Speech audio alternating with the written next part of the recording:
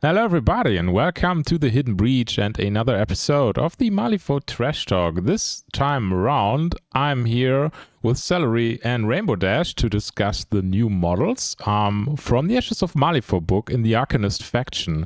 Very exciting stuff. So, guys, I know you a bit, but maybe our listeners and viewers don't know where you're from, what you're at, what you're doing here. So I'd like you two to introduce yourself and tell us how you got to play tabletop in general and how you landed playing Malifaux. Celary, why don't you start us off? Hello.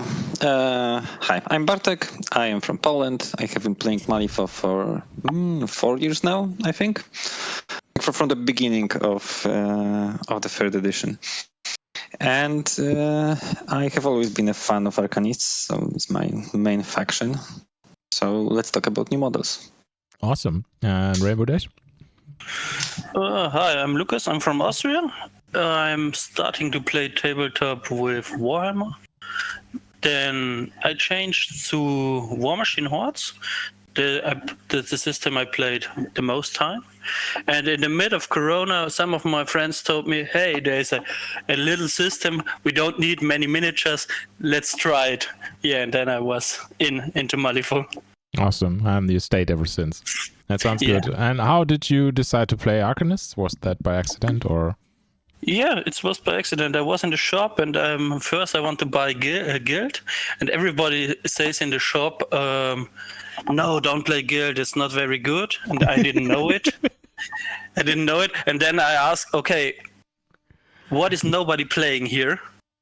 And then everybody says, yeah, Arcanist. Okay. And then I say, okay, I take Arcanists. Yeah, awesome. Then I buy my first crew. And yeah, stay at Arcanist. And now you're 2 times German Nationals champion. See, it's easy. That's how you do it, basically. Okay, I'm very glad to have you two here because I've only dabbled a little bit in Arcanists and been surprisingly incompetent at being incompetent. So I'd like to have you two give us your expert opinion on these new models.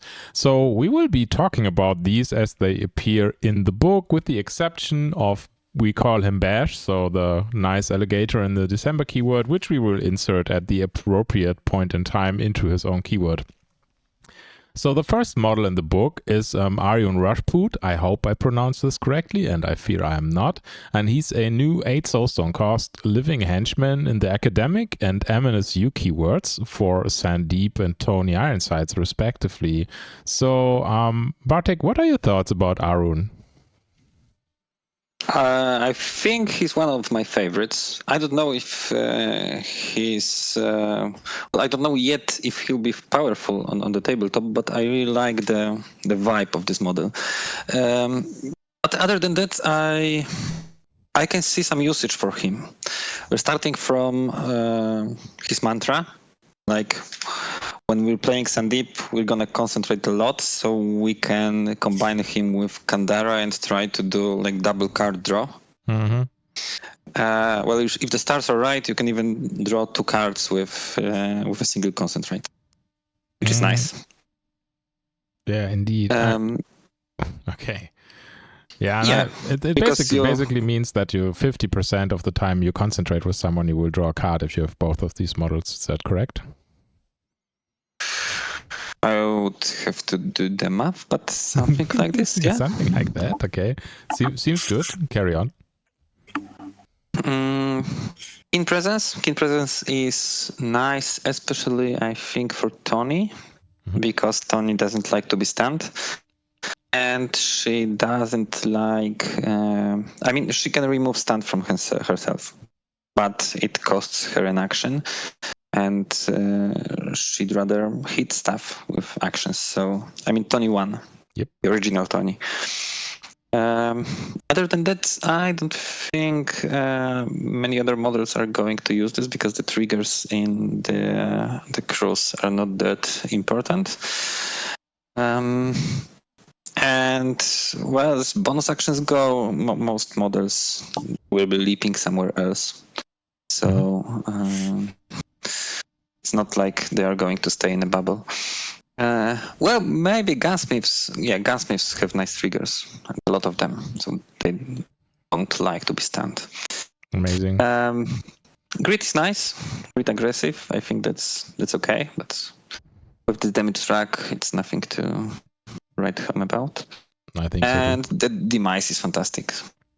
Okay, tell me. Okay, so if you have focused on Arun, you can lower it by 1 to heal 1 when you die. So basically, you've got focused too, because you're an academic, so why wouldn't you? And at this point, you've got, well, a double hard to kill on this model. And that is awesome. And that is not ignored by something that ignores how to kill, only by stuff that makes ignore your healing or ignores your demise. So yeah, that seems kind of nice. So what about I didn't think about this. Yeah, that's right. Yeah, I mean, there's a lot of hard to kill stuff out there, especially since Burns, they kept dropping models that had actions like that. So I think this demise will see a lot of play. Also, it's not once per turn. So as long as you get focused onto the guy, it's kind of nice. How about the back of the card actions? I mean, you already said the damage track is not too impressive. Yeah, I don't like this action, the Feast of the Elements. I mean, with Chill and Critical Strike, that's okay, I believe. If you have high RAM and you can spend a stone, you can eat for low force. 4, 5, 6, that's okay. But I've got golems for hitting. Yeah. So fair. That's 8. I have played several games with Arun. I don't think I have attacked anyone once. Okay, so what does he do instead? Yeah, he does inside fighting and he concentrates. Okay, fair. Inside fighting, instead of attacking, you can order someone else to attack. Okay. And it's not limited to non-masters, so you can attack with Tony. You can attack with Tony, you can attack with a golem. So there's some options, and the triggers are nice. Well, there's Inner Peace, so Arun can concentrate for free, and there's Mend, because I think the one thing that Tony, especially Tony 1, needed was healing. She didn't have much healing in her crew. Okay. So that's nice. Yeah, sounds good. I mean, I'm a bit scared that Sandeep gets more healing and you get to channel more attacks through golems now, but okay. How about the 2 bonus actions? Which one are you using most of the time? Good fundamentals is nice because you can then it triggers mantras even on academics and MNSU models. So you can target I don't know, you can target a Shastar, and if he's in some mantra range, he can trigger these mantras. So he can draw cards, he can I don't know. He can heal. He can heal from Oxfordian Mage's aura. He can damage people from Mantra Fury. He can stagger people from Sandeep's mantra. Yeah, that's nice. But you give people concentrate. You give people focus for free, which is nice. Yeah, but that triggers all your stuff again, so that is basically a force multiplier. Because, I mean, he will concentrate once per Inner Peace trigger maybe, and then someone else concentrates. That is a lot of value you get out of this model, and if you draw a card, then everything is good. Awesome. Yeah, and both Mantra Brawler and Mantra Wisdom, I think it's Canter's mantra. I think they are not once per activation. So if you concentrate, actually you can use Sandeep's ability to discard the card. So someone concentrates, then Arun concentrates, then good fundamentals, and someone else concentrates. So you've got 3 options to trigger a mantra. So that's a lot of cards, possibly. No, gee. That sounds scary a bit. Okay. It depends on luck, because if you've got a crow somewhere in there, this crow, you have to get rid of this crow. Yeah, okay. So, yeah, the mask. Need to be inside fighting then. So I've got your back. That's I think one of the less useful bonus actions. I very rarely use I've got your back, but with tag out, I think that's okay. Mm-hmm. Okay. That's quite nice. I mean, do you want him to be engaged by anyone? Do you want him to get punched, or do you have other models for that, basically? Yeah, obviously I've got other models, but if I have to, it's okay. Okay. You can patch something. Yeah. As I said, if I have a stone to spare, if I have 13 of rams, with that amount of card draw, that may be doable. Yeah, maybe. I can deal 4 damage. Yeah. 4 damage is not to be sneezed at. Lucas, what do you think? Do you agree with Bartek, or would you use this model differently? I think I use this model a little bit different because for me I like this model, and it's the biggest thing at this model is it brings Sandeep 1 back for me. Okay, go on. In my opinion, in my Sandeep or 2 playstyle, he has not the space in the list because he has not the mobility I need and I want in the list. But in Sandeep 1, he has all I want. He has the card draw, he has the sustain power with the demise, he has the free action, and he has inside fighting that wind golems or metal golems or all the other golems do stupid stuff. Mm-hmm. So you play long enough that you know the old mantra of Kandara. Yeah. Draw every time a card. Yeah. So when that was out, Sandeep 1 falls a little bit out of the meta. Now maybe I think he comes back with this guy. More sustain, more card draw, more actions. And yeah, I like it when you decide I can play the Master 1 or 2 and you didn't know it. So for me, open this guy to play Sandeep 1 again. Okay. Sounds good. How about the Sandeep 1 mantra is also the ping damage mantra. Yeah. And this guy can make 3 things concentrate per turn or even more? Yeah. Like you discard, you can make 3 concentrates per turn, basically. So that's 3 unresisted damage. Yeah. Yeah, that doesn't sound too good. That's a lot of good. And with the model we talk in a few minutes, the Elemental Boxer, it's even more on different targets. Not on the same targets because it's the same mantra, but you can spread the damage around the field. Okay. I don't see this model in Tony right now, but I didn't play him in Tony right now, so I can.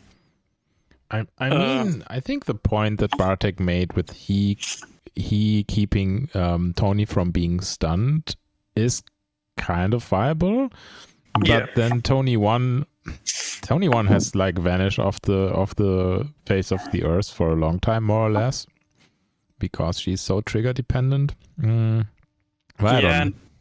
this opinion, I most of the time play the medical heal attendant, the 4-point robot with healing and remove conditions. Medical automaton. Yeah, this one. Yeah, medical automaton. Yeah, that's. Yeah, I like this model, and he does the same job for less points. Okay. I mean, giving you can make stuff like Howard attack more often if you do inside fighting with Arun. So that's a bit of the question what models, and it's not keyword locked, which I find very interesting.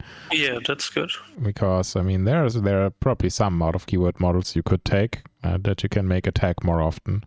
Do you guys think that Arun gets a use outside of those 2 keywords? Like as an out of keyword model, or do you guys think that he will be mainly Sandeep with a side order of Tony? I think maybe in Karis 2 because the extra focus, the extra attack. Okay. But it's a big maybe. I mean, he needs to keep up with Karis in that case, so okay.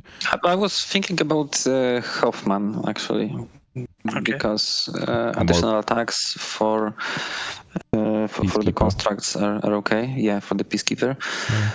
Yeah. Rather than that, I don't think so. I mean, it's not actually bad because you can give another tech the Peacekeeper and give it a focus after. So I don't know, and it can heal it. I don't know if that's where Hoffman is lacking right now, but it doesn't seem to be. Doesn't seem to be like the worst of ideas. And I think I've got your back is not auto bad in Hoffman as well, because I don't know if he has it right now. Don't think so. It's complete different than you, Bartek. I've got your back very often. Yeah, true. Oh, well, when I play... So, talking about Tony and Sandeep. When I play with Tony, most of my models can hit opposite models, so I don't need to get out of engagement range, because I'm just gonna kill it. When I play Sandeep, I have like 20 other ways of disengaging. I can concentrate with a Gamin or a Golem to fly a model away. I can toss something. I can use Sandeep's bonus action to move it around.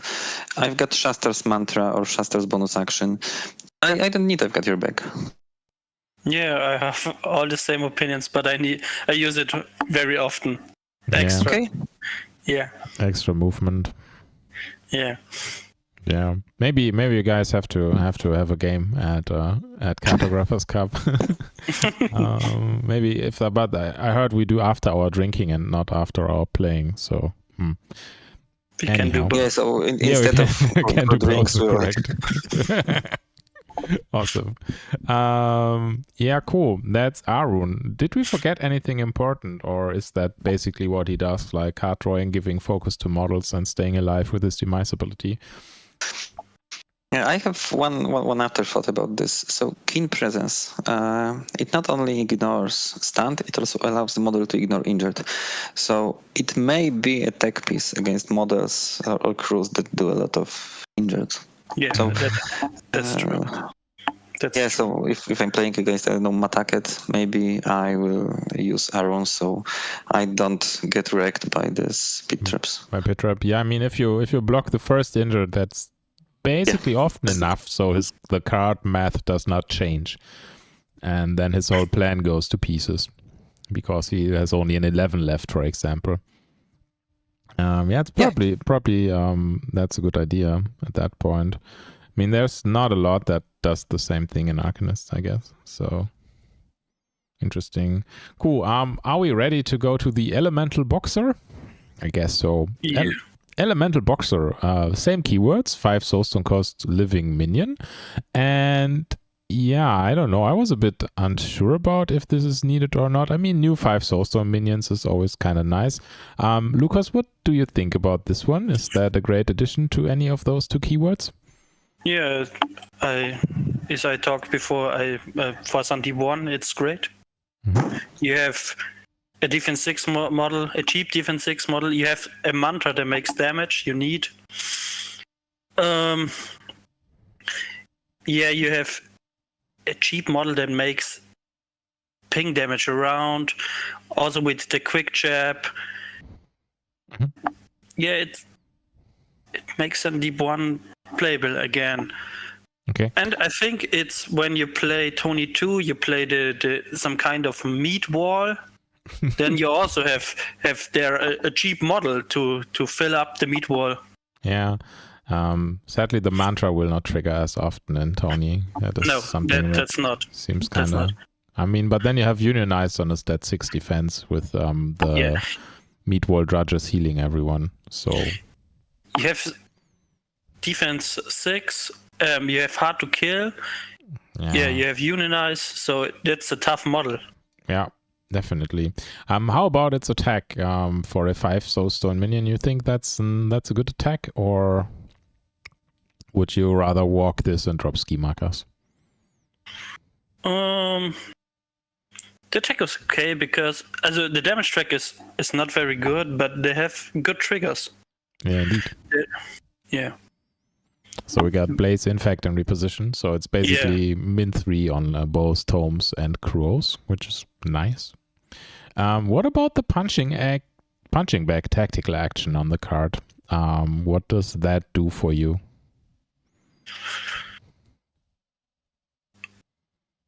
Obviously not much yet. Okay, Yeah. It's fair. I mean, it's the target a marker or another friendly model. This action cannot choose the same target. Push this model up to 2 inches towards the target, then push the target 2 inches. So it's a bit like Chain Gang, only with pushes and with a bit more range but less push. So I don't know. I mean, it's another mobility piece to rearrange the table. I think you would be one of the players that would like that action. Yeah, definitely. Yeah, that's a good, but it's not a free action. No, it's an action that doesn't require a flip. Yeah, and I like that. Yeah, I figured you would. Bartek, what do you think about the Elemental Boxer? Would you agree for what it does, or have you an idea what it should do in Tony? For starters, I don't know how they would cope with Sandeep 1, because I haven't played Sandeep 1 for ages. Okay. But I think Tony 2 can make use of Mantra Fury, because Tony 2 can use her bonus action, push these models 2 inches and make them concentrate. It's like it's 3 damage. it's nice things. for bypassing her to kill or something like that. So instead of wasting an attack, she can use her bonus action and ping a model for 1 damage. Yeah. I think Elemental Boxers are going to be amazing in Tony 2 because of being a mid-wall with defense 6 plus, where you can also bring the captain. You've got a very solid wall of very high defense, which may be hard to bypass. Yeah, I mean, it's already hard to bypass if you play against... I mean, for me, it's hard to bypass sometimes when you play against Tony 2. You feel like you're running yourself against the wall again and again, and then the Drudge dies. And, it's a mid-grinder. Yeah, it's an orphan stomper. I digress. So, yeah, that seems to be a reasonably priced model as well. So you think it goes well into Tony 2? I think it does. I have been playing some games, and I happened to hire 2 of them. Mm-hmm. Okay. And they do good. Awesome. Also, thinking about punching bag. The punching bag, Tony often lacks mobility, like out of activation mobility, so this can be nice. Also, I think some markers may be quite tempting to be pushed, like pit traps. Indeed. Yeah. You can also try and bring, a soulstone miner to generate a pit trap somewhere and then push it around. Yeah, but probably that is a lot of setup required. But it's also for your pyre markers in Sandeep 2. I mean, if you ever play that in Sandeep 2, then you get to push your pyre markers around with that. And that doesn't seem too bad to hand out additional burning, because it's going to be 2 burning if you push it under a model, 1 from the push, 1 from the next move. Not to be sneezed at, I guess. Okay. That's nice. How will you guys fit those into your list? So let's start with you, Lucas. How would a Sandeep 1 list with these 2 models look like? You got 1 Elemental Boxer and Arun, and what else would you hire? Yeah, you need Kantara too. Okay. Because the Quattro. Maximum Quattro. Fair? Yeah, maximum Quattro. Then you hire 1 Golem, maybe the Wind, or for me the Metal Golem. Then 2 Gamuts. Mm-hmm. And then make another golem, and then make another golem, and I think then the list is probably full. Probably, yeah. I think so. It's a summoner. You need some soulstones. Maybe I buy a driller if some points, some soulstones. Some more power. Okay, let's put that together and see where we are at. We put 1. Let's put 1 fire and 1 ice in. Yeah, and then you do like most of summer. You summon trash, and fair. And do the poison gammon stuff and all the good jazz. Something like that. Cool. I mean, what you've put together leaves you at 11 soulstones left before the soulstone miner, so I think the soulstone miner is probably good, or the Oxfordian mage if you feel like it. I don't know. Yeah, I played a lot of time the Exfordian mages, and then on some point I decided it's fine for me that the models come slow in, and it's fine for me when models in this list die. Okay, so we just take more gammon and have an easier time summoning. Yeah, more business, more scheme power. GT4 is so scheme heavy, so you need every action to do scheme. Sounds reasonable. Okay, and for you, Bartek, how would you incorporate the new models in a Tony list, for example?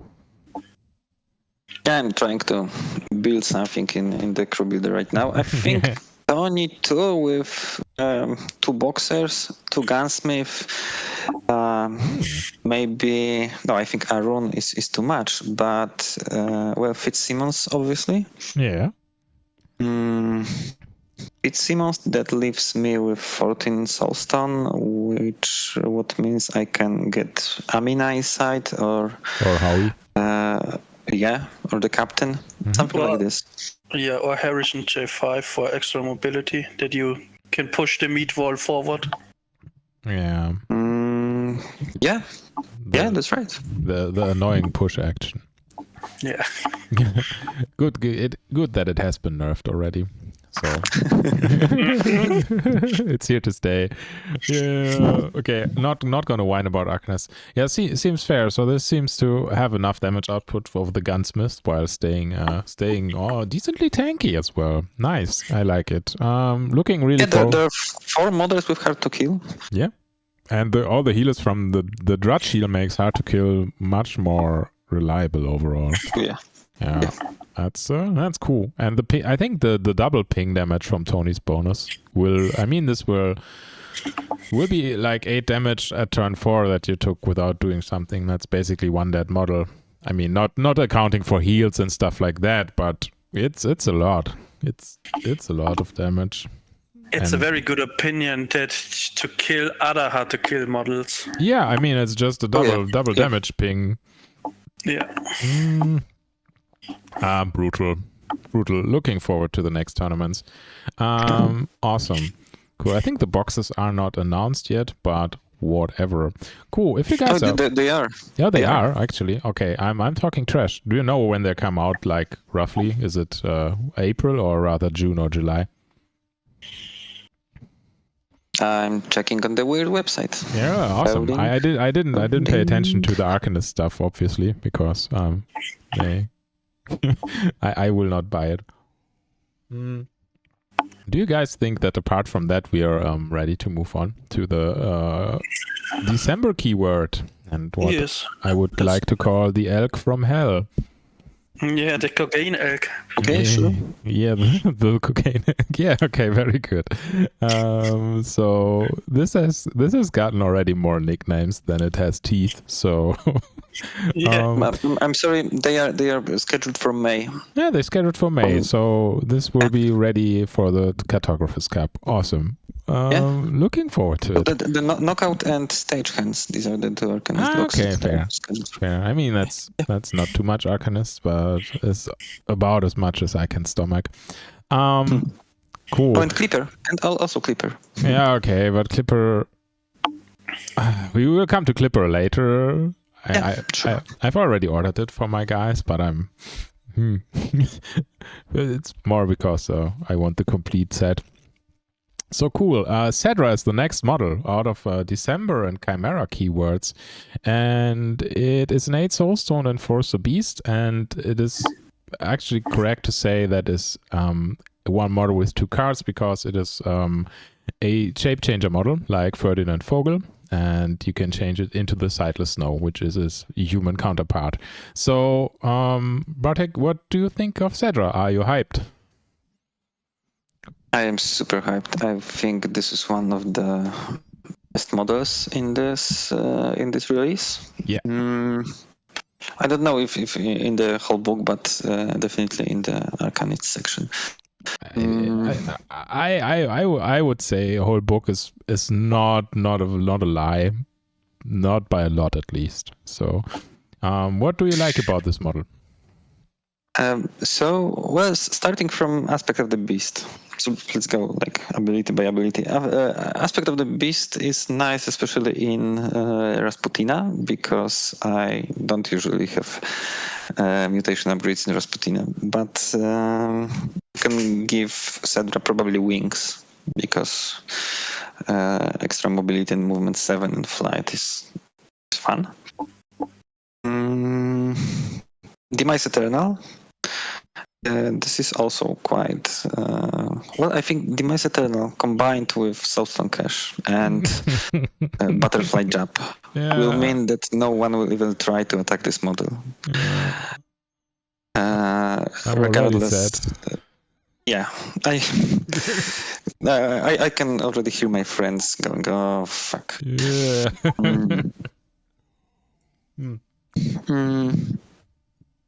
Yeah, this model will be very hard to remove from the board. Indeed. I have played against Cedra recently, and I got super whacked. Yeah. Did you try to kill it when you played against it? Let's no, of course not. Okay, no. so you left the model on the table. Okay. I think the backside is also okay. I mean, Savage Bite with 3, 4, 5 damage track. It's cool. Terrific Bite, Dismember, Bloody Fate. The triggers are okay. Nothing special. Call of the Mountain. I think Call of the Mountain is one of the most important things, along with Onward. Indeed. Onward on 5s is okay. Yeah. Especially with Flight and Movement 7. But Call of the Mountain, firstly, it allows for free movement. It's not a walk action. You can disengage with Call of the Mountain. Yeah. Also, Flames of Change, it's okay. I probably don't see myself switching wings for anything else. Maybe it may be more useful in Marcus 2, where each time a model drops, discards an upgrade, it goes to someone else. But Hunter's Scanning is the trigger that allows Cedra to replace into Sightless Snow. Okay. I think it's going to create a lot of opportunities for additional movement, because I get this advantage of an extra length of a base every time I use Shape Change. So if I start a Sightless Snow, I change the model into Cedra, I get 50 millimeters of gratis movement. Yeah, and you change it back into Sightless Snow, you get another 30. Yeah, okay, fair. Yeah, so I think that the survivability and potential for movement are going to be the biggest advantages of this model. Yeah, fair. Awesome. Yeah, it seems like a bit much for 8 Soulstones in my opinion. And I will be honest to you guys. I think I said that already somewhere else. I'm taking offense that they gave it Demise Eternal and removed it from the Midnight Stalker. So everyone who's with me, we gotta convince Rhea to give Demise Eternal back to the Midnight Stalker. So outcasts have a better life. Moving on from this digression, Lucas, what do you think about Cedra? You agree that it's mainly a mobility piece, or how would you play it? Yeah, I play Cedra right now 4 times. I play once against Cedra, and he's a very good piece. He's a mobility piece. He has a good damage track. He has a lot of utility. Yeah, and with his best buddy, Blessing of December. Yeah, so they rule the table. Yeah, fair. I mean, that's a lot of damage coming your way kind of fast, if you like. You did play December mainly, or did you? I think you don't play Marcus, if I'm correct, right? It's the only keyword I don't have. Yeah, okay, fair. So this is, and does this make December's life easier? Do you think? Yeah, Yeah, it makes easier. December, the keyword was already very good, in my opinion. But with this model, yeah, it makes life easier because you have the upgrade. It's very good at the start of the game. So how Bartek says, you can give him fly +1 speed, or in some matchups you can give him stealth and disguised. Then yeah, Demise Eternal is crazy good. Then when you change that, you get a free ice pillar. That's also Do you know? very good. Oh, Yeah. Oh, gee. Okay, yeah, sure. Yeah, of course you get a free ice pillar. Sure. Yeah. That is kind of a strong. That's kind of a strong model. When I play this model, I start always at this version, and then in the first turn I change into the lady. Then I put the ice pillar 6 inch away, and she can channel to 2 ice pillars or beasts.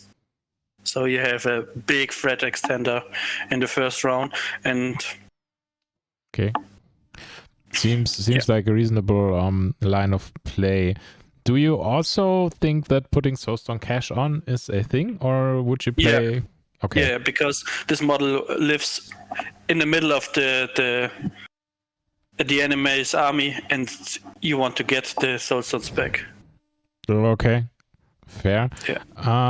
What upgrade would you put on? Would you also say that wings with a fly and butterfly jump? And +1? Wings, and in some matchups you take stealth and disguise. Yeah, okay. But most of the time you take wings. Sounds gorgeous. What do you think about Sightless Snow? I mean, we talked a lot about Cedra. So Sightless Snow is the probably less exciting half of the pair. And for me, Sightless Snow the better half. I like the girl more because the shoot with blast has imprinted stagger. Models damaged by this action get staggered. And how do you like that? What does that enable you to do? Yeah. When I play Rasputina, I want to make the opponent so ineffective as possible.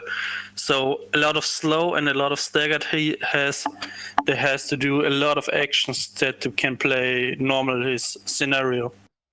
Okay. This model, it makes it great. Okay. A lot of staggering, shoots with blasts. Okay. And the free action is crazy good. Okay. Talk us through that. Yeah, you target an ice pillar in 6. Mm-hmm. And when you change the model, you get a free ice pillar in 6.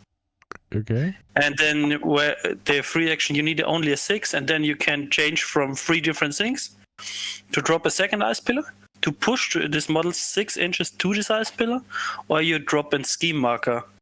And to drop in scheme marker as a free action. That's always nice. When you play sometimes against a mechanical rider, you know what it means to play in scenarios. Yeah, fair. That seems like a scary combination of stuff that you got there.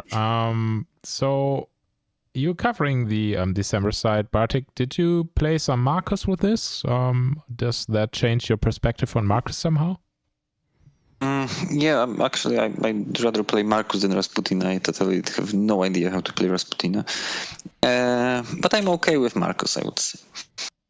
So the nice thing is that Sightless Snow can channel her actions through ice pillars and the beasts that are within 6 inches. So you can take an interact through a snake. Or through the Blessed of December. I think Blessed is a beast as well. Yep. And in Marcus, well, actually through pretty much any other model. But what is nice that the primal runes, her bonus actions, her bonus action allows her to. It targets a beast or an ice pillar, but it targets a beast that is 6 inches from the one that I picked to channel through. Mm-hmm. Yeah. So actually, I can target a model that is 12 inches away plus the base, plus the second base of the other model, and then drop a skip marker. So that's very, very long range. So that just is for a 6. Yeah, cool. So we're talking something like 15 to 16 inches with like 40 millimeter bases, something along those lines. Okay, that sounds disgusting. It does. Would you say that it's an auto hire for Marcus, this model? No, I think not, because Marcus has so many possibilities, and so many options that pretty much nothing is an auto pick in Chimera. Okay. Well, apart from the totem. Yeah, okay. Maybe because I was thinking that this is for Marcus 2 surely the auto pick, because you can not actually hire the initiates anymore, because you get another model that starts with an upgrade to start your upgrade chain. Oh yes, that's right. So Definitely. I mean, all the initiates, while the sculpts are kind of endearing, they are not they are very utility models. Let's put it like that. We're not using strong language, but I find we're slightly boring for me if I play Marcus. So, and this is not a boring model. This is definitely not a boring model. So yeah, cool. Awesome. Yeah, I'm honest with you. I'm a bit afraid of this model. Do you think you will see that out of keyword? Because this can work by itself. It doesn't basically need nothing else, in my opinion. Would you take this out of keyword in other scenarios, or do you think Arcanists have enough strength in keyword that they don't need it? Probably wouldn't. I don't usually take out of keyword models, because Arcanists have so good in keyword options and synergies that I don't need this. Maybe I could take sightless snow in, I don't know, Sandeep has a lot of ice pillars. But I don't know which model I would have to remove from the list to make some space for sightless snow. Okay. So I don't think, no, I'd rather not. Okay. For you, Lucas, you want to take this out of keyword? No, definitely no. I don't see it in another keyword. Interesting. That is actually that's actually very interesting to me, because we talked in the Neverborn podcast about this, and the Neverborn players were like, "Oh, we want that in our faction. Why is it a blue model? We would play it out of keyword all the time." And you do the Arcanist podcast, and they were, "Nah, that's not such an exciting model. We don't use that out of keyword." And yeah, okay, fair guys, fair. I see. Because in Neverborn, it's. I think I would take it also out of keyword, because he has a 3/4/5 damage track, and Neverborn sometimes leak on damage. Yeah, but and then you can fill it up with this model that works good. Yeah, I mean, with Soulstone Cache out of keyword, it would be 11 Soulstones. That is kind of expensive. That is already Golem territory. I don't know. I don't dislike the idea myself, but I haven't played as much Arcanist as you two guys, obviously. And if you say, no, we got better ideas what to do with our Soulstones, then fair point.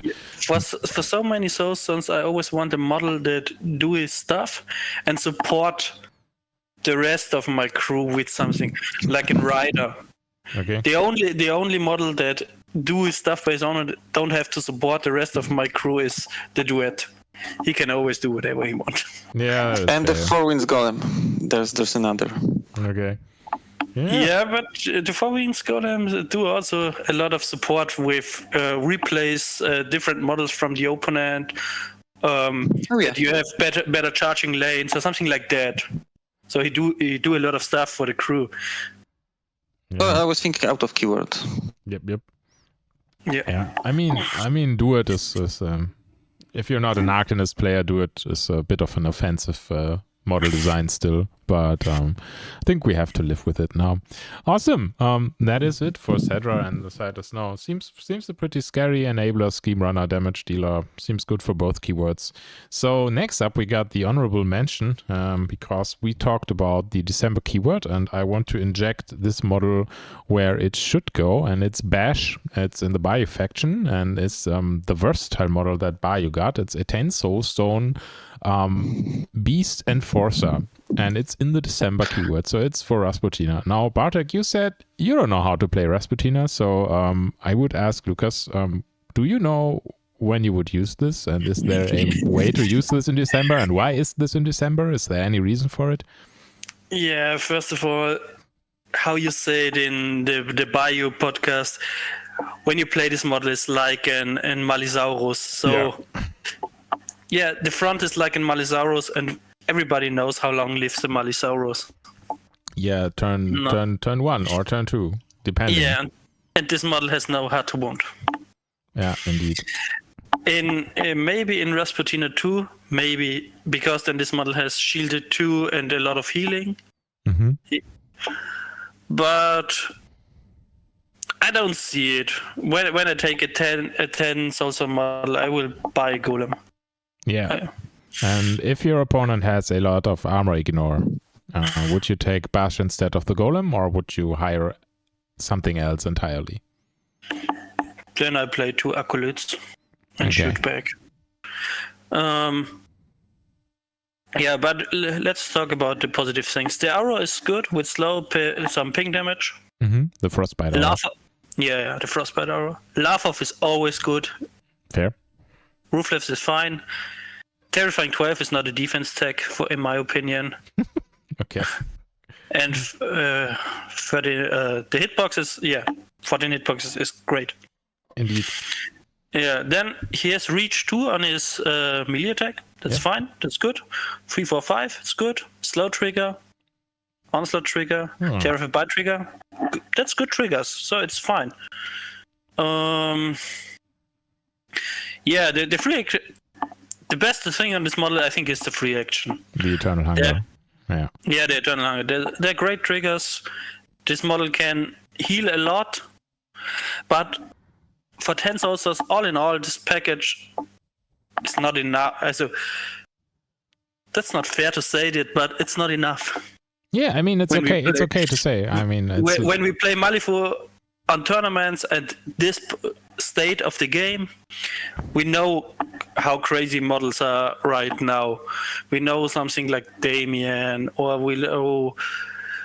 Yeah. You know all these crazy models in this game, and then this model for 10,000, the package is not enough. It's not good enough. Maybe you can play it in some fun games or in some beginner tournaments, something like that. But in a high competitive tournament, I don't see this model. Okay, fair. Bartek, do you have anything to add to this? What's your opinion about Bash as a model? I think that, I agree that Eternal Hunger is the best thing on her card. It's so sad. Yeah, no, why? No, I mean, with 5 of masks, model. you can remove 2 markers and push 8 inches. That's fantastic. Then you've got 5 inches of movement, that's 13, and 2 inches melee range, that's 15 inches. Mm-hmm. So we can charge something that's 15 inches away from you. And attack it 4 times. When you have all the masks. Okay, fair. When you have a Soulstone Cache. Because why wouldn't you? Yeah, okay. If you put that on the table, then why would you? Okay. Haven't thought about this with a Soulstone Cache yet. Let me reevaluate this. I think that the defense 4 without the Heart Wound will probably still make me raise an eyebrow if I see it. Yeah, you can try and kill it, but you're gonna spend a lot of time doing that. Rasputina can heal models very easily with double acolytes. So I think no acolytes, silent ones. Yeah, I think that's okay. I played Rasputina against Mataket, and we both hired a Bash. And I had Basia with Soulstone Cache, and she ate the enemy model in a single activation. Like literally, I just did 4 attacks, and I ate the other gutter. Yeah, I mean, it counters itself pretty well, right? It's ruthless. Yeah, with ruthless. Yeah, awesome. So it's not afraid of itself, which is a good thing. Obviously, it went to therapy and came into the game after. That's cool. Yeah, still, I don't know. I mean, I would have to be convinced someone would have to play it against me, and I'm like, oh crap, I can't remove that now. I'm screwed. Right now, I'm skeptical because of all my experiences with the Malifaux Rex, which are, yeah, disappointing. It looks good. It's nice. I painted it very colorful, so I'm happy when I play it. I'm also very sad when it goes, and it goes kind of fast. Makes a lot of space on the table, to move your other models around. But anyway, I mean, one of the cool things about Bash, it's the giant alligator crocodile thing. So I think if I'd be playing Rasputin, I would get this for the model itself and paint it and set it on a cool base, like from an aesthetic point. But we're not here to talk aesthetics. We're here to talk the competitive side of gaming. So moving on. I think the next model in the list is, for me, the most aesthetic model in Arcanist. They are coming. Yeah, it's right down your alley, I guess, right? So the next model on my list, if we agree on that, is the Boilermaker. The Boilermaker is a 9 Soulstone Enforcer construct from Foundry and Wildfire. So we will see that in Mei Fang and in Karas, actually. So yeah, I mean, although it's one of your favorite design models, I think we will we'll have definitely. Definitely. I asked Bartek first what he thinks about this model. Where would you put this, and how would you use it? For which keyword do you use it, if you use it? There is one thing I don't like about Boilermaker, just one. It's a golem and it has size 3. Like all the other golems are size 4 and Boilermaker is smaller. I'm really bothered by it. But apart from this choice, I think it's a great model. I mean, it has a lot of tools that both keywords need. Because let's start with Mei Fang. Like the Foundry, let's talk about Mei Fang 2 because no one is playing Mei Fang 1 for real. You've got Rise from the Ashes, which means that you can drop a scrap marker at the beginning of your walk action. I'm sorry, it's Path of Iron. Yep. Path of Iron, you drop a scrap marker, and then you can do a better version of Ride Derails. So you actually have a start point pretty much at all times. You need to have Burning +2, but it's quite easy to achieve. So you've got the mobility. You've got some armor, which is okay. And you've got Searing Heat with several ways of setting enemy models on fire. So Searing Heat increases the damage enemy models take from burning conditions in the end phase by 1. Mei Fang relies on this sustained damage that she's got several sources of hazardous terrain with the Scrapyard Mines and the Vent Steam. Pretty much every model in this keyword can push someone through the terrain. So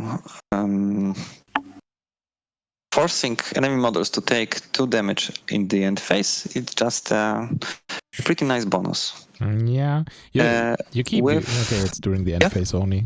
Okay, I overread that. It doesn't trigger from Smolder. Nope. So sad. Chain Wrap Fists is a nice attack. So if you've got high cards, you can concentrate and deal 6 damage. Shove Aside is a nice trigger. Most models have Knock Aside, I think, in the crew. That's a bit better, so you can push a model through a hazardous terrain and hit someone else. Corrupted Chains are they set people on fire, which is nice. They also ignore friendly fire from models that are burning, which is easy to achieve. But the triggers are nice. So on your heels, or pull and drag. So you can either go to the enemy or you can take the enemy to yourself. So I think as a mobility piece, Boilermaker is very nice. Go to the Burning Man. It's fine. In Foundry, you have so much healing that you don't actually need this with Sparks and Mayfang. That's okay. Well, it gives you Burning, and with Feed the Flame, you get another Burning. So you've got Burning +2 at this point. You can use Puff of Iron. So you can drop a Scrap Marker. Oh, you drop a Scrap Marker, you trigger like the Molten Iron from Mayfang. So you ping a model once again. Heatwave gives everyone around Boilermaker Burning, so it translates to damage. It's unresisted. If you do it late, you're just guaranteed to deal 2 damage to anyone within 2 inches of Boilermaker. Okay, cool. Would you say that this is like very optimal hire for Mayfang too? Like, is that high on your list now that it's out, or is it a tech piece for stuff? I think it's going to be a tech piece. I don't see Boilermakers as auto hire. It depends. It depends if you're expecting someone on the enemy team to ignore armor, or if you're expecting heavy beaters, or you're going for more scheme running. It really depends. Okay.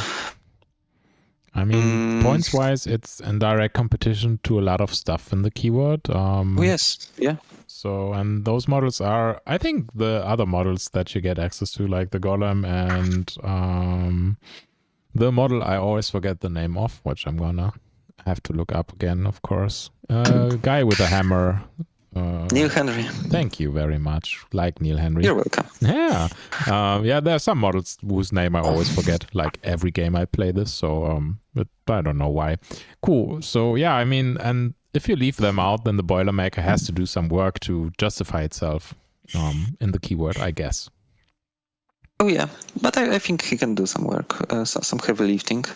So I don't think he's going to replace Neil Henry, because Neil Henry has a very specific role with Foundry Crew, with his bulldoze and his stat 7 attacks with flurry and potential fast and ignoring armor.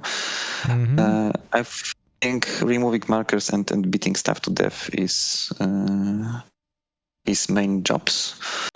Boilermaker, he can replace the Rockhopper or the other constructs, like the Pork Chop or the Golem. Interesting. Awesome. So, Lucas, what do you think about Boilermaker? Would you say this is more... If I may, just one last word. Yeah, of because, course. I didn't want to. I'm sorry. I think Boilermaker, at least for me, is going to be an auto-hiring Wildfire. Yeah, because for me, Kyrie's always lacked healing, and he can bring his own healing action. And with all the burning that's around, like this additional damage from burning is going to be very, very annoying for the enemy. Okay. So, and ride the rails from a pyre marker to another pyre marker. Fantastic. Yeah, and give yourself burning on the way, and then you can drop more fire markers even. And would you say this is a candidate for a Soulstone Cache if you played in Karos? I don't know. It depends on the crew, because I would rather give Soulstone Cache to the Golem or to what's his name? Deacon, maybe? Okay. Or the guy with the blade. Yeah, Elijah. Elijah Borkman. Fair. Yeah. Okay. Because, I mean, it's a 5/5 defense willpower with armor 1, so I'd be tempted if you throw that into my lines to say, yeah, that's a model that is killable, basically. That's not gonna live forever. Okay. It depends in which crew, because if we're talking about Foundry, you can, if you group around a model to beat it to death, I would be really happy. I'm gonna throw sparks and some vent steam next to it and have fun with all the hazardous terrain. Okay. So you say it's a trap to go after it. Oh yes, definitely. Okay. With on mass, yes. If you can send a model to kill it, like Neil Henry, who's good at killing constructs, yeah, sure. But multiple models, you're gonna regret this, because if you don't, Boilermaker is just going to teleport away, and you have all crew in one place. Actually, I'm talking too much. Off to you, Lucas. Nah, you're not talking too much. It's a very fair point. You're probably also right that Sparks teleporting there, giving hostile work environment, and making the scrap marker that this one dropped and injured. Yeah, probably not good. Cool. So, would you regard this as an auto hire in Wildfire then, Bartek? Yes, I think so. Oh, awesome. Lucas, for you, do you think this is more for Foundry or more for Wildfire? I think I totally agree with that what Patrick says. I think it's auto include in Wildfire and an attack piece in Foundry. Awesome. He analyzed this model very well. Yeah, I think so too. To be honest, yeah, because I tried it once and it was a bit wobbly in Foundry. It wasn't bad, but it didn't. But did you try it yet in Wildfire? I'm gonna ask it like so. No, but this model in Wildfire has all this what I right now missing in Wildfire. Oh yeah, I agree. Yeah, the keyword in Wildfire is so small, and most of the time you search around for models in the versatile sector, and now you have this model. And for carries 2, it's very, very good. Yeah. And for carries 1, you have the master is not right now not alone at the front. He's always charging and then stand around alone. And now you can say, oh, there's a pyre marker. Hello, my friend. Hi there. Yeah, indeed. Yeah. I mean, the way that this would probably work, I mean, Keras 1, you have some models with injured, so the chain wrap fist already looks a lot better at that point for punching stuff. And in Keras 2, you get all the triggers inbuilt, if I'm not mistaken, if you get like... Yeah. And what also is good in Keras 2, that normally I play one mage, and they suck the burning of the model to heal. And most of the time I do this with the totem. Mm-hmm. And now I have the Boilmaker can stay at the front line, and I can do this. I can load this model full of fire, and then I have a model to spend heal around from there. Because the totem is normally, it's not fast enough. Yeah. Oh yeah. Yeah, that's right. But the totem wants to use his actions for something else than walking around. Yeah. Right. Also, Boilermaker has Flameborn, and he's fast enough to go after carries too. So if something goes wrong, you can soak the damage from Scorching Radiance to Boilermaker. Oh, yeah, that is awesome. So you got a safety mechanism now for Keras 2. And she's gonna drop all the pyre markers as well for you to do the rise from the ashes. Yeah. I mean, to be honest, I think it's a good thing that the Wildfire keyword gets a nice model to complete the kit, because it was a bit lacking. Definitely. Yeah. Since they removed since they nerfed the Harrison guy, I haven't seen a lot of Keras 2, at least when I played, because the pass token is gone, and then everyone was kind of sad that they didn't get the free focus. Yeah, and the free focus. They reversed the polarity on Aliochronism. Yeah, fair. So Boilermaker makes that a bit more feasible. Interesting. Yeah, and it's the best model design-wise, of course, Lucas, right? Because it's a steampunk Roby. Yes. Awesome. Cool. So that goes on the auto buy list for all the Wildfire players. And yeah, I don't know. I think in Foundry it's also kind of alright-ish. Although I feel like if you're hardcore competitive, then most of the time in this GG you find something else in Foundry that you kind of need. I'm not looking forward to having one more damage from Burning Condition in Keras. against me. That's gonna hurt quite a lot, to be fair. Do you see this one out of keyword? Like, I'm just speculating. Would you take it in a Sandy 2 keyword to give out more damage from burning, or do you think it's just like overcosted and doesn't work there? For me, Not it's really. yeah, Okay, fair. it's totally overcosted. What would you kick it out for 10 points? Yeah, that's the problem, right? I mean, everyone has the lists for himself that kind of work, and it's kind of hard to justify kicking out models for stuff like that. But I wanted to ask you nevertheless. Moving on from the Boilermaker, we have the next one, which is not one of my favorite model designs, but we get it anyway, and it's Shadowlark. Shadowlark is a 7 Soulstone living henchman in the Perform and Witness keywords, so we will see her, I should say, in Colette and in Damian. So, Damian. No, honestly, as one point that I don't like about this in Damian, I think you probably can already tell which one it is. So, Lucas, what do you think about Shadowlark? Would you hire it in either of those keywords? Yeah, also I played the last time a lot of Colette because it's my favorite master, and I don't see it in Colette.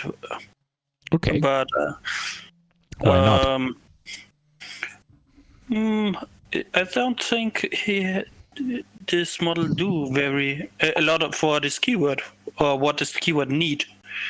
But I think it's crazy in Damian because there is on the attack is an execute trigger. Yeah, there's an execute trigger on the attack. Great. Wish you And could. what you do in the Damian list? Oh, you collect crows. Yeah, and you make your opponent discard cards with crows as well, which is, that seems seems to be kind of easy. Oh, it's a henchman. You can stone for it. Cool. Yeah, and right now most of the Damian 1 lists are Damian do all the work, and now you have a model when Damian is finished and the opponent is out of resources. Oh, I come with an execute trigger and fuck you up. Yeah, that is gonna be. I don't know. I mean, I don't know how you think about it. We talked about that a lot of times. I think Damian 1 still needs some adjustment because I can't get my head wrapped around how to deal with it. If I'm now not only lose one model and get one model half killed and don't have cards anymore, but then some 7 Soulstone girl with wings come in and execute something of me, I think I'm gonna tilt. I think I'm gonna fucking lose it at the table. I think when you have some guns or spells with reach in your list, this model is not very hard to kill. Yeah, it's fair. It's not the most tanky thing, but I mean, you got options. Keep it behind terrain, keep it behind stuff. It has diving charge. It has disguised, so it's... And if you're totally fair, this model is not a problem of the witness keyword. No, but it's insult to injury with the execute, I guess. So what does this model do overall? What's its role? What is it for? Is it a scheme runner? Is it a damage dealer? Is it a support model? Yeah, I think it don't have a specific role. It only goes sucks on the resources on the opponent. Okay, so just giving distracted and doing execute and laughing all time. Yeah, and the free action is crazy good. So that's fantastic. Yeah, the free action is crazy. So by side he drops some scheme markers and say, "Hello, I'm scheming and fuck you up." Yeah, and it has also Don't Mind Me, which I think is again important in this GG as in comparison to GG3 where it wasn't a thing. Don't Mind Me now again is kind of important, and it can interact, drop a scheme marker, and then it can do Thief's Pocket and also drop a second scheme marker, so it's kind of instant ensnare you kind of thing. I don't know. That seems pretty strong. Why wouldn't you do it in Colette? What does Colette need instead? What would you have wished for there? What I wished is the model we talk Okay. Yeah. Okay. You got that. Oh, that is great. You Yeah, I got what I want. The damn.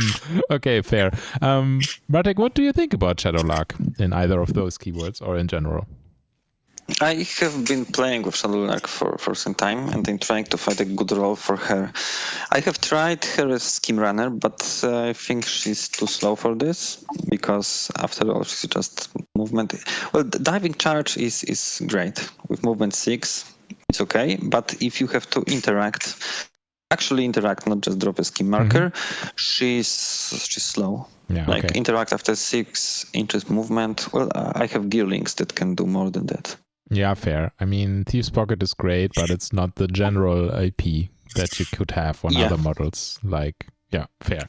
Yeah, that's right. She's not that good at hunting other scheme runners because well, she has a surprise shot and a phantasmal blade, so you can attack a model, then you can shoot it. But I've got other models that can do it as well. Yeah, fair. I don't have much luck with, I don't know, hunting models like Low River Monks. Low River, High River, I don't know. Wandering The River Jumpy Monks. Jumpy monks, yeah. Yeah, Jumpy Monks. Yeah, the Jumpy River Monks. But I think that the funniest thing with her is like putting her in the middle and jumping from model to model. Yeah. With Shadow Jump, she can... Well, let's talk about Shadow Jump for a minute. She's got that trigger on 2 different actions. It says place this model into base contact with another model within 6 inches. This model may take this action again. It's like Pouncing Strike, but better. Because firstly, you don't have to place into contact with enemy model. You can place yourself with a friendly model. And secondly, you can attack any model you want, not the model that you placed to. So if you have 2 enemy models standing next to each other, you can attack model A, place to model B, and attack model A again. Yeah, okay, so it's then basically onslaught. Yeah, it's an onslaught with extra movement. You can shoot a model and jump to another model. You can jump to a friendly model. So she's got very... her movement is very unpredictable. Yeah, but especially when you want to do this, you have to play it in Witness, because you need the suits, and the suits you don't want to buy this with Soulstone Cash and Stones. When you do this, you want to do it with the extra cards from Damian. From configuration, okay. Yeah. But then I usually do this with Soul Stones, because my Colette list consists of 2 Soulstone miners, Colette 2 and Cassandra. Okay. So I've got 4 Soulstones per turn for free. Yeah. Okay. I can spend a Soulstone or 2 on Shadowlark. So I think jumping from model to model is her biggest suit, biggest advantage, because you can do a lot of stuff. You can, like, I don't know, score, deliver a message from 15 inches away. Yeah, but I think in most of the time when you do this with Colette 2, it's also better when you buy execute triggers and fuck the opponent up with execute. Okay. Oh yeah, especially when you have execute on duet as well. Oh, you yeah, can try and execute and do it as well. So great. I'm so excited for this now. Carry on.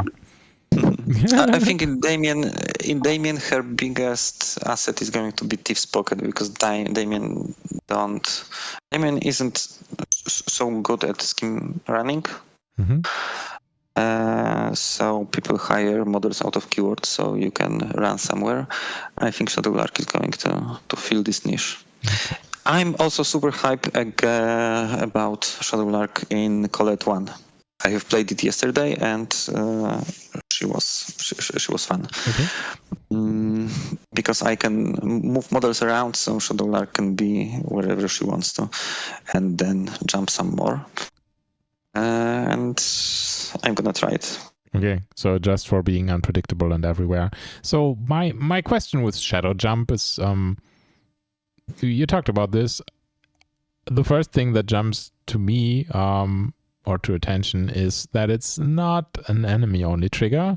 So you can basically technically charge your own model, punch it with Shadow Jump, and then teleport to the enemy model and punch it again. The downside of this is it hands out distracted. But you can also... You don't have to. Oh yeah, it doesn't have to. You're correct. I'm sorry, I misread this. So that is actually a pretty disgusting thing. But you can make it min 1, so you get a choice of what you want to do, which I think is nice. I think you can. Yep.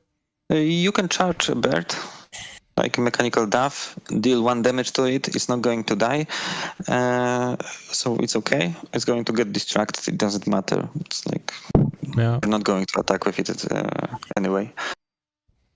Okay, makes sense. I mean, you said you wouldn't hunt other models with it. It has a 2, 4, 5 damage track on a 7 soulstone cost model.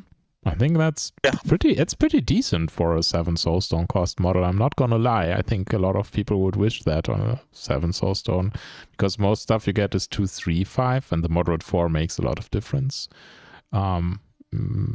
Yeah. I've found out that when Shadowlark is isolated and cannot execute Shadow Jump, she gets stuck there. Okay, she gets. And usually enemy scheme runners are going to be faster than her. Okay. So I'm not that hyped about this. Awesome. Interesting model, nevertheless. I think. I mean, I'm gonna see how much salt the execute is gonna cause, but I'm already salty about getting executed. Future me is already sad. Cool. This is something we have discussed during the playtesting, that Shadowlark with a free execute is going to be dangerous.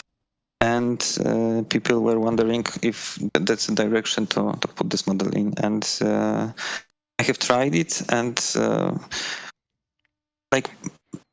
in order to perform the execute efficiently, you have to spend so much resources that you're putting your actual game plan in jeopardy. Yeah, maybe, but I also experienced against Damian the problem that my resources get drained like hyper fast. There is the thing that what I dislike about this is the Damian 1 rule that says whenever you take an action twice, you have to discard a card. If it's either execute on a model that gets it either by stone or by configuration, or that aura, I'm okay. But both in conjunction with the fact that you can make me discard 2 cards with Damian, then I have to discard 2 cards if my main beta wants to do anything but look pretty on the board. And then some 7 soulstone piece of, I don't say it now, comes along and gives me double execute while I stoned all my damage for my beater to survive when Damian attacked him. I think it's a very horrible combination. I don't think it's gonna work every time, and it's probably nothing that will work turn 2, but I think in turn 3 you get free reign. I think this will rack up a lot of kills. Also, you can play Druid as well, I'm sorry to say. And you play Druid, Damian, and Shadowlark. I don't know. I mean, playtesting is a hard thing. I'm aware of that, but that was an eyebrow raiser when the book was released for me. Like, I saw that and I was like, okay, you sure about that, everyone? But we will see. I mean, worst thing, it's gonna get nerfed along with the rest of the Damian stuff. So, but I hope it happens really, because I'm not a fan of Damians. Yeah, I mean, I am hoping for the Arcanist players to actually realize that they have like at least 6 or 7 other great keywords and gonna play those again instead of Damian, because you don't need to play Damian to win a tournament with Arcanists. I'm pretty sure about that. Oh yeah, you have Sandeep. Yeah, you have Sandeep. You have other good stuff now. I mean, maybe Karis 2 is back again. We got Boilermaker. At least you're gonna have some more fun now with other keywords as well, I guess. So You can play on a tournament 6 different keywords. I do it also in the German nationals. yeah, that is fair. You did Iron Scorpius to German nationals, so Yeah. Oh, Iron Scorpius is super fun. yeah. Yeah. I think Arcanist is good for it, right? I mean, I played the last event with Iron Scorpius on the MWS, and I didn't get bored. I still had stuff that I did not play that I wanted to play. So I don't know. Arcanists are in a good spot, I guess. So moving on, the next model that these two keywords get is, or are better, the Blackbirds. That is a 6/0 stone cost living minion. So how do you guys feel about the Blackbirds? I like it. I don't think I play it in Witness because it's doing nothing for Witness. But for Colette, it's perfect. You have you draw 1 extra card. Mm-hmm. You have a target for magical training, so you have 2 extra cards. You have also the thief pocket. You have this stupid aura when someone is use distraction. Mm-hmm. You can drop a ski marker. Okay. Yeah, that is okay. Yeah. Interesting. And for Colette 1, it's very good because most of the time in Colette 1 you have a problem. You don't have enough distracted around to do all the stuff with Colette, to do stun and this. And this model can do it for Colette with Spotlight and also sometimes with the melee attack. So this model do a lot of support and a little bit of scheming, and it's for 6 points. It's cheap, so I like it, and I like the style of this model. For probably of the Blackbird 2 with the spot. Okay. Guess with the spotlight. Like, they're the stagehand of the theater. It's kind of weird. I don't know what they're holding. That looks like a page of something with the one, but that's cool. So this is now the new auto hire for you to put magical training on in Colette. Most of the time, yes. Okay, would you hire 2 or only 1? Only 1. It's only a good support model with some scheming power and some destructive power, but 1 is enough. Okay. You have so much good other models like Carlos, like Cassandra, like Duet. So there's enough good models in this keyword. Yeah. But it's a fine model, and I do all what I want for 6 points. Okay, fair. And the defensive trigger is also very good. Get off the stage. Yeah, get off the stage is a fun trigger, I guess. I don't know. Yeah. Never seen it in action though. Would you say Angelica has the same trigger? Yeah. Someone has the same trigger, but I actually never saw it because no one's playing Angelica Durant where I'm playing. Let's put it like that. So, Bartek, do you play Angelica a lot of the time? Oh no, not since the release of the starter. Yeah, makes sense. What about Blackbirds? Would you say that's a Colette only model as well, or would you see a spot in Witness for them? I think that in a very specific scenario, I could hire a Blackbird in Witness. When I need a scheme marker somewhere in the middle, I am expecting a heavy fight and I need a scheme marker there, I could hire Blackbird, but not in most scenarios, no. I mean, I definitely agree with everything Lucas said about Blackbirds in Colette. I mean, that's exactly what I think about it. Yeah, but when you want the scheme marker in the middle, you pay 1 more and you get the model with flight and the same free action. Yeah, I agree with you. Yeah, I think that Shadow Lark is going to be better. Okay, sounds like a fair take. I mean, in Witness, they are in direct comparison to the Dabblers. Dabblers, yeah. I think Dabblers are a good model to put magical training on. Let's put it like that. If you aren't doing it for the pseudo, how was it called for the pseudo? For the job? Yeah. Thank you very much. For the so you're good. You can come back on the podcast and give me all the words I'm not finding. I'm very grateful for that. Yeah, for the pseudo toots for the job. Yeah, awesome. Yeah, that's ridiculous. Yeah, and the fucking gamblers cost only 5 points. Yeah, I don't know, man. They So probably stupid. Yeah, I mean they probably should cost 6 regardless. I mean regarding all the triggers on the card, it's probably would be okay. I think Dabblers still have master level they triggers. also drop skim markers from range, right? Yeah, just with the tome. It's It's very rude. That's the 11-inch scheme marker drop there. Haha. Yeah, okay. Moving on from Damian Salt, I think we seem to agree that Damian is slightly overtuned and needs a mild rework to be enjoyable again. You can fuck him up with Sandeep or with Rasputina or with Hoffman. You think so? I played it a lot of times and I do it. Okay. I also play against you with Rasputina 3 times, and you played Damian 1 against me. But I suck with Damian. I'm very happy to admit that I don't play Damian well, regardless of power level. I also played against Florian from Barbaria with Damian 1, and I play Hoffman. Yeah. And he was unhappy. I mean, usually Damian 1 should like annihilate Hoffman. Should. Yeah, I mean, maybe it's a pilot issue, and you're just a bit better than we are, which I think is probably the case. But what you need is in the list, and Hoffman can do this, Colette can do this, and Sandeep can do this. You can close all line of sights. Yeah.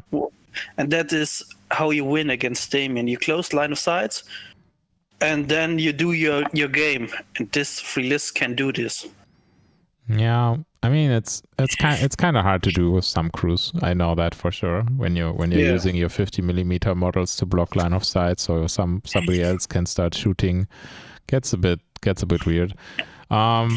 Yeah, maybe we will have an anti-Damian tutorial coming up on this channel. I think there are a lot of people that would actually join that discussion. If you are, you're invited for that if you'd like to come. I think we can do. Yeah, let's do an anti-Damian episode. I think that will be fun. Cool. Blackbirds and as well as the other model, Shadowlark, will probably not appear out of keyword, guys. Am I right with that? Yeah. Okay, cool. So we got the last of the blue models coming up, and it's the brother sister combo versatile model that is also into Explore Society via the Syndicate keyword. And first of those is Altus Keen for 8 soulstone cost, a living enforcer, versatile model. So Lucas, what do you think about Altus? Would you use him in any scenario, or do you think he's slightly overcosted? I don't play him right now, but I like the front side because the last ability is crazy. You discard the opponent discard a card, and everybody knows how it hurts when you discard a card. That's stupid. Indeed it is. What else would you like this model for if you take him? I mean, making your opponent discard a card and smile inwardly is fair point, but 8 then you have soulstones? one of the best guns in the game, Twisted Reality. Okay. Yeah. Fair. With good triggers. This distracted and slow. Mm-hmm. Then you have Dispel Magic. It's with its state 6. It's also good. Okay, so you don't have to hire the effigy anymore if you want that. Seems fair. Then the technical action there's no not an accident, yeah. Yeah, not an accident. That's okay, but you can push some non-scheme markers around. It depends on matchup, but it can go. The free action, what is the free action? Friend only, anti. Give it concealing terrain. Concealment, yeah. I think all in all, it's a good model, and I think it's a little bit of a tech piece, but I like this model, I like this design, and maybe I think I would play it sometimes in some Colette lists, maybe in some Tony lists. Okay. I don't know right now exactly, but I like the design. I like the utility of this model, and with Twisted Reality, with discard a card, with concealment, with push Maxeron, it has a lot of opportunities to be put it in some matchup too. Yeah. Yeah, fair. So you say it's all around. It's a nice model to be a versatile model. Like. Yeah. Okay, fair. Bartek, what do you think about Altus? You got any specific uses? I think he's okay with. He's really, as Lucas said, he's really matchup dependent because Twist Reality is a great gun, but not in every matchup. You need this armor or incorporeal enemy models to ignore it in the first place. Dispel magic is a great if there's magic to dispel. Indeed. So everything on his card screams tech piece. So it really depends on who I'm playing against. Yeah, I only played against him once, which was against Explorer Society in a Syndicate crew. And against Anya too, it's kind of obnoxious because you start with 5 cards and then he activates and you have 4 cards and Anya has 7 cards and you go like, yeah, screw you. Why do you make me do that? That is rough. I mean, he can. I think in Anya it's an auto include. When you start with 5 cards in your hand, that's very hard. Yeah, it's very hard to do. I can do it, but it's the card discipline you have to have is needs nerves to do it. I'm thinking about hiring a mechanical rider just to reactivate Altus and force my opponent to discard the card. Second time. That is filthy. Interesting. How do you think about playing this in Damian with Colette and Shadowlark and have everyone discard all the cards? I mean, you're probably at that point running out of enough models to do the configuration, but... I think that's an overshoot. Yeah, I know, but I wanted to check out that corner of thinking there. But yeah, you're right. You can hire the rider and reactivate that, and you get to drop a scheme marker, and then your opponent needs to discard another card. Although this is like 19 soulstones for that trick, is that worth it? Yeah. But we can. I don't think so. Yeah, but you will try it nevertheless, right? Yeah, just for fun. Yeah, of course. I can see that being fun. For you, at least, not for your opponent. Okay, cool.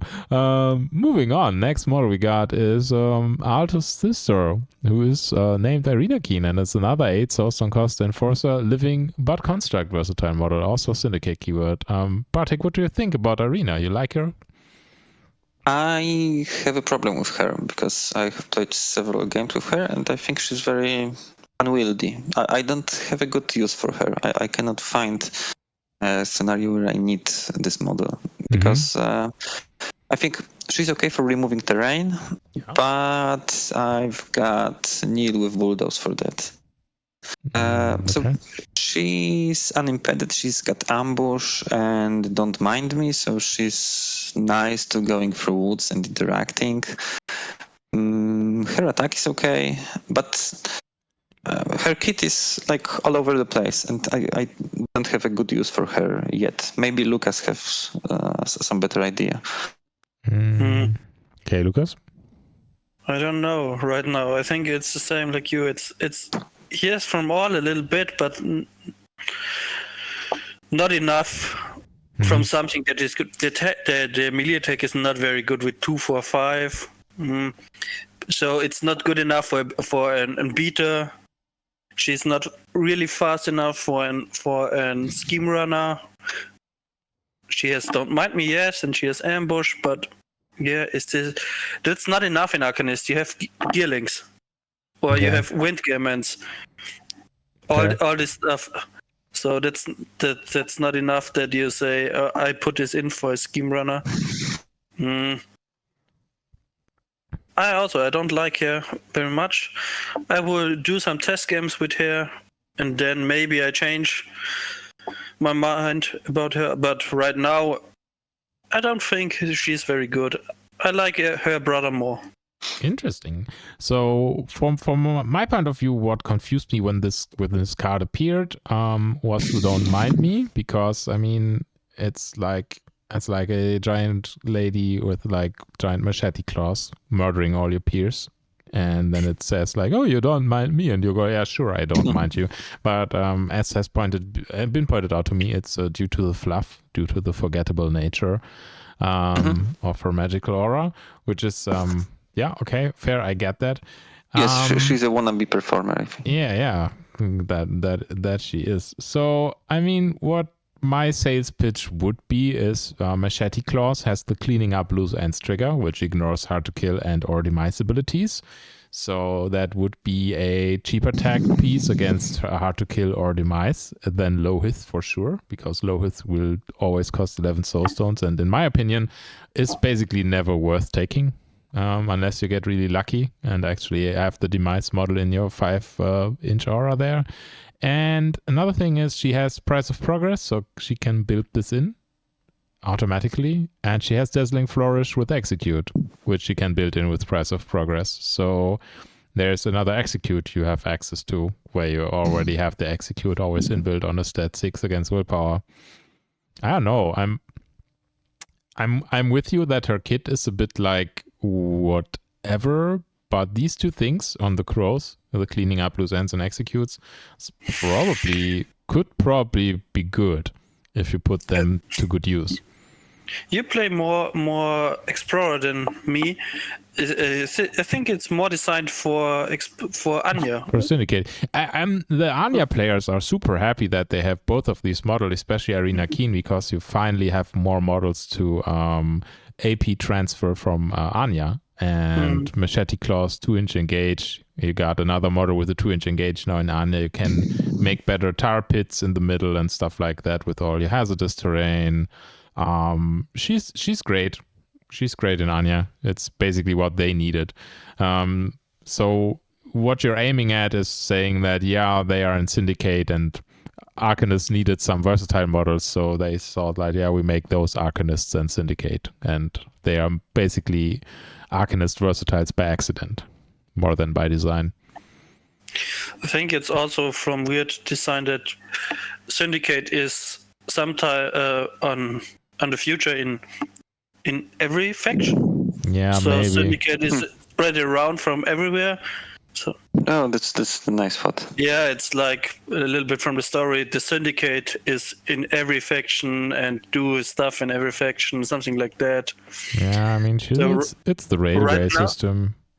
Right now, you have it in 4 factions, Syndicate models. Yeah. Yep, seems about right. Explore Society, Explore Society, Outcast, Arcanist, and 3 factions. 3 factions. 3. Yeah, I mean, technically, Syndicate has been in the Arcanist for some time now with the Drudges. Yep. Yeah. That is true. But that's also, I mean, there's a good story reason for that. If you have the Drudges working at the railway and they are in the workers' union as well, that makes kind of a lot of sense, story and lore wise. I'm always a bit, if a keyword gets too much models from different factions, I always get a bit the feeling that they want to bait me into like, I have this keyword and now I start 2 new factions and here we go again. But yeah, I mean, that's their decision to make. Okay. But on these 2 models, I think it's not a problem because you buy only this pack with these 2 models. Yeah, that's okay. It's not like a Harata when you play Colette. Oh, you have to buy my god! A whole pack for 1 model. Yeah, or you're a Zip, you're in the Rider Neverborn player, and you have to buy the Zip core box for the first mate. I wish they would make some models available as single models again, regardless of what this means logistically. Just the alternative versions. So you've got first mate an doesn't alternative have one. Harata or something. Yeah. Or that they make alt versions. I'm already happy. Most of the time I'm always happy to pay for an alt version because they most of the time kind of look cool. And if they would do those of the models that are problematic for buying, because I mean, I always feel bad if I throw stuff away, and giving stuff away at tournaments and stuff like that is nice, but nevertheless, it's my personal money I'm giving away all the time, and I don't like to be forced to do that. So it would be nice if they could make this a bit more available. Like give First Mate a box, Jesus Christ. Or Manos. Like I don't know how many people ask me if I sell my Manos, and I'm like, no, of course I'm not selling my Manos. Go away, whatever. Manos only has a single keyword, right? Yeah, but he's a resurrectionist versatile model, basically. He's a versatile. Yeah, I mean he's the has demise and leap, demise, ignore and leap, and 6 movement, and is a henchman. Yeah, so just Yanlo gets a discount. Yeah, Yanlo gets a discount, and the rest have to pay the 1 extra. And yeah, it's the thing. I mean, if he would be available like singularly, that would be kind of great, I guess. But that's for wishes to be. Okay, we got one more model, guys. Are you ready for the absolute killer model that you get for your Hoffman cruise? Huh? Yeah? All right. So, for the 3rd time on this podcast, and the last time on this podcast, the Clipper returns. The Clipper is a 9 soulstone cost enforcer construct in the augmented and frontier keywords. So, Hoffman for Guild and Arcanist, and actually Bass for Guild and Explorer Society. So, another model that is actually in 3 factions. I think that will probably sell a lot of copies. What do you guys think of the Clipper? Would you like him in your Hoffman cruise? Yeah, I like him. Okay. I like him with his ability to drop scheme markers. That's something that Augmented doesn't do that well. Flight is also quite rare in Augmented with the Watchers, but they are very fragile.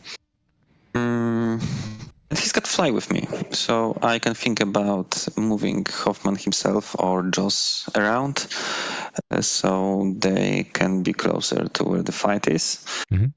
Also, staggered on a 10-inch shot. It's nice. Dropping scrap markers for additional power tokens. It's okay. He's like something between the Flying Hunter and the Flying Peacekeeper with his heave or like the wind triggers. I think he's very interesting, but I am not sure if there is enough utility on his card to fit him in the Augmented crew. Okay, so my thought would be like we have Augmented, you have Hoffman 1, you have Hoffman 2.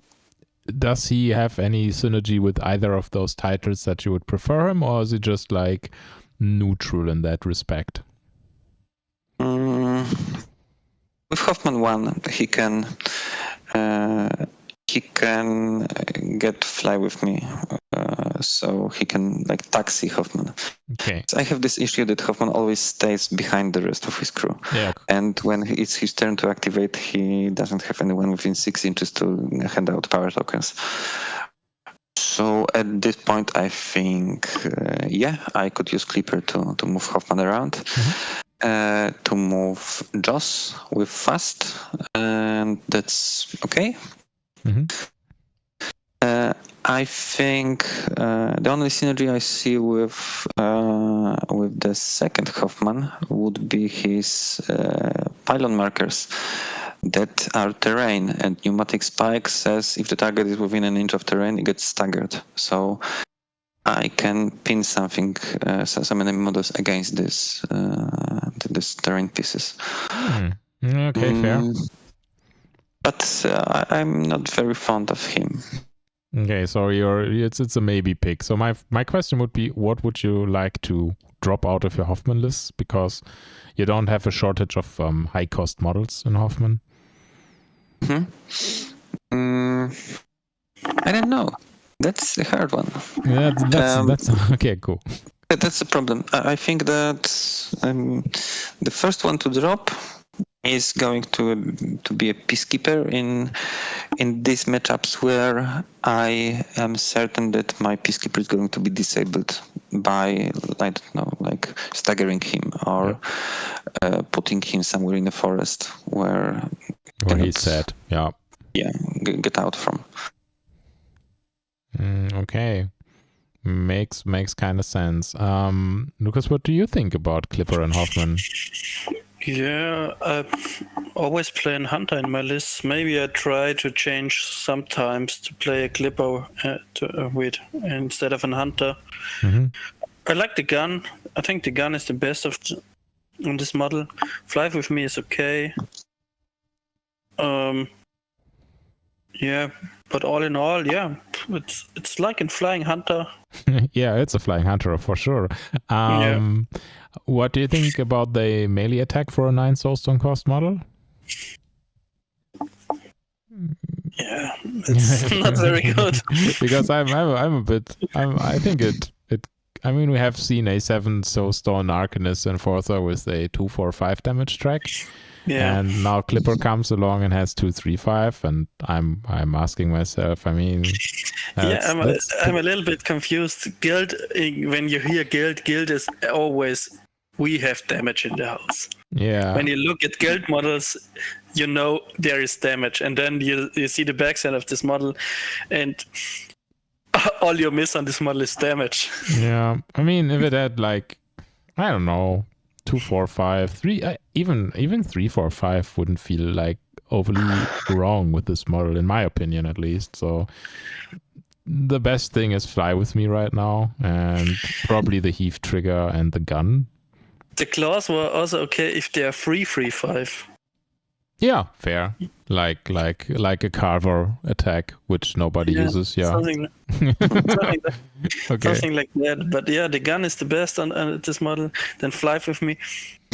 Okay, cool. You can also carry around Melissa, and Melissa like when you get a lot of fretics in, and you can shoot in the backlight in the first turn.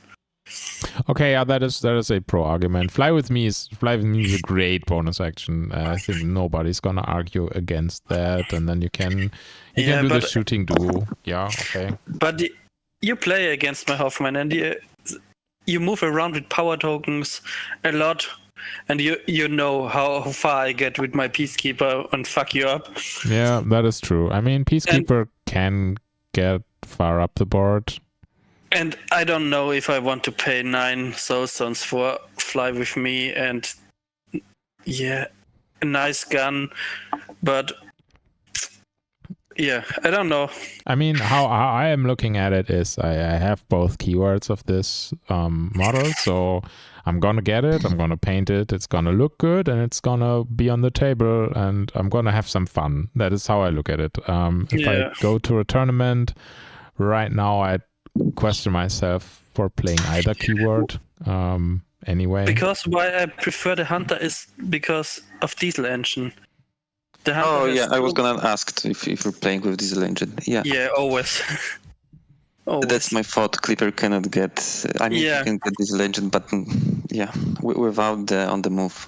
Yeah, and that's so crazy. So that's the most benefit of the Hunter. This upgrade, then you pay 10 for a Hunter, but you move around the whole field. You can't catch him in melee because he jumps out. Yeah, you get on charge. You get plus in damage. Here you have concealment. So I would try it. I put the Hunter out and put one in. Do some test games with it, but right now I prefer the Hunter. Yeah, okay. I mean, this is to be honest, the third time that the opinion is like that on this channel, and I only have had I only heard one person who's like had overheals in love with the Clipper, and I don't know. It was, of course, Maniacal. Okay. Yeah, he was like, that's so great, and maybe he can make it work. Like, I'm not gonna say he can't, because like Lucas, he makes a lot of stuff work that I can't. But yeah, I think that's a pilot issue. Like, I can't do it and they can, and that is good. So we will see. We will see. Awesome. That concludes this episode of Model Discussion. So it was really great discussing this with you. Have you an opinion about how the quality of Arcanist model is you got overall? Are you happy with what you got, or would you have wished for other models? No, I'm very happy with this models we've got. Okay, so there are no gaps where you would want some other model, like a keyword that doesn't work out for you. Yeah, good. The one gap I think there has every Arcanist player. We want a living, versatile model Everywhere. that we can play. And yeah, we have this saboteurs, but they didn't work. Okay, so what you want is a living construct in Hoffman, basically. Something along those lines. No, it only must living for magical training, but right now I think Hoffman is the only keyword they right now missing a cheap living minion model. Don't you have the miners? Which keyword? Sorry. Augmented. Augmented. Yeah, don't you have the miners? I like the Steam fitter. fitters with Yeah, that's what they call it. augmented, so I can get some focus and shielded on Howard. I Okay, think yeah. that they're okay. I never played them. Okay. Okay, but you have no excuse to want one, so you have a living model in augmented. I never have seen one either, but that's probably because we are from the same meta. So Bartek, you'd say Union Steam Fitter is a thing that you can do for magical training in Hoffman, or just? Oh yeah. Okay. Yeah, sure. I mean, that's also 8 soulstones, right? I don't know. I mean, I'm a stupid. Yeah, but there's some healing. There is a free scheme marker. That's okay. Yeah, okay. I mean, I'm a stupid boy. I would play Hoffman 1, give 3 models fast, and then just run at the enemy screaming and try to murder him. That's a perfect game plan. Yeah, I know. It's a perfect game plan. That's it's about how much I can handle in an evening. That's all what I never want to do in this game.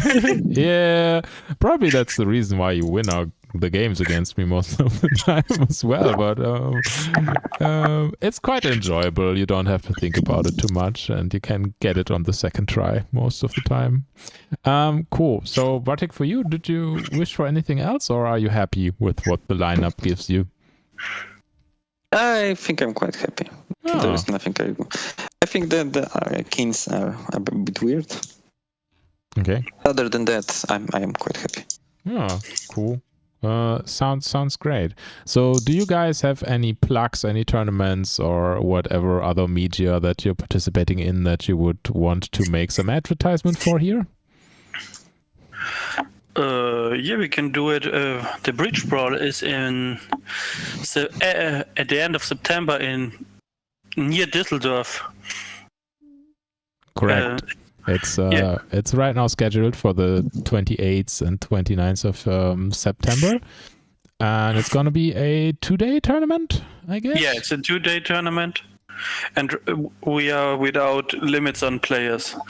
Okay, so we are aiming for 30-40 people, something like that. We hope. Yeah, the hope. So everyone, I think everyone from Western Europe, like Dutch, Belgium, France, and of course Germany, this is quite achievable to come there. And for everyone else, it's next to an airport. So I guess what do you say? Could we arrange for people shuttling from the airport to the location in the morning? Do you think we have enough people to make the drive? If people want to come? Yeah, that depends on the location, because right now Kevin is searching for a cheaper, bigger location. Yeah. When we have an exact location, then we can. Yeah, okay. I think we can do it. We can do that. So I will personally say myself that I will pick people up at the airport if they arrive from there. I will spend the time for that. That would be awesome if people came over for this. Yeah. Definitely. Maybe we also can ask again in Austria that the Vienna people come. Was last time here. Four of them was last time here, and they also we picked them.